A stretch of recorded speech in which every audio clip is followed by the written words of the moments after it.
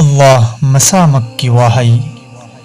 athoiba rasulda tharakhiba wahai pumnamakki ningthau amakpa aranba amata yaudraba kananasu onthokma ngamlaroidaba chumduna ta asum leiragadaba yengbadasu tabadasu sawab takpadasu tambadasu neki hanna hanna sonpham thokpa isaga naksin nabagi darkar lairaba lapthok padamang zabata oiba mioi banadi thausadraba Quran Ozamana nongma mahakki class ta satra singda sumna hairammi school lasigi library ama hangba tare maram asina nakhoi gi yumda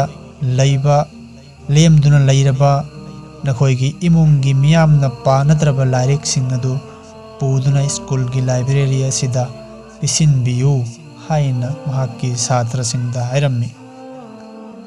mathangi numitta angang singna makhoi gi yumda leiba lairik sing adu puduna laklammi ozaduna kari lairik no nakhoina puraklebasi haina hangluba amadi yengluba matamda angang khudingmakki lairik khauda Quran Majid yaurammi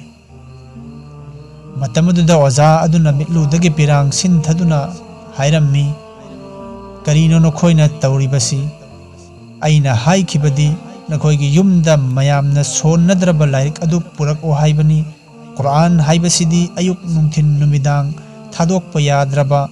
mahak yauduna hingba yadraba mahakpu sollagata aikhoigi thamoi shanti phanggadaba lairik asibu nakhoina puduna laklibasi karigino haina Ozagi wahi adu tabada angang sing aduna hairammi oza aikhoigi yumda imana babana iyambana ichena ichalna khwaidagi sonnadaba lairik hairagadi aikhoina purakliba lairik asi khaktani atopa lairik singdi soli yengi panai aduga aikhoina purakliba lairik asidi tak mathakta dum lay uful kasinduna lay upu manungda fina yomsinduna adum lay mahakpu kananasu sonbide haina angang singi paukhum madu tabada oza adugi thamoi kairammi aduga angang sing aduda hairammi nakhoi lairik sing adu handuna pu aduga hariba lairik sing adu atai kanana sondrabasu nakhoi nutigi sondaba yade haina khallaga sollu hairammi nungsijaraba moment marup sing amakpana thalaba taibang awabagi lambi ta oiraba matam asida aikhoina khwaidagi chetna paifam thokpa khwaidagi naknafam thokpa Quran asibu thadoklaga musalman sing ngasi leikha taribani atopa topa thabak singi damakta matam kaya kai thokpa ngammi kanaba oirabasu kanadaba oirabasu Quran haibasi achumbani maha khakna taibang pan asigu luching lakpani miyambu aranba lambi dagi achumbada pubirakpani miyoibana hinglibagi maram takpiribani amadi Allahga naknanabagi lambi takpiribani awaba singdagi lithoknaba lambi takpiribani asukki matik ningthiraba Quran Majid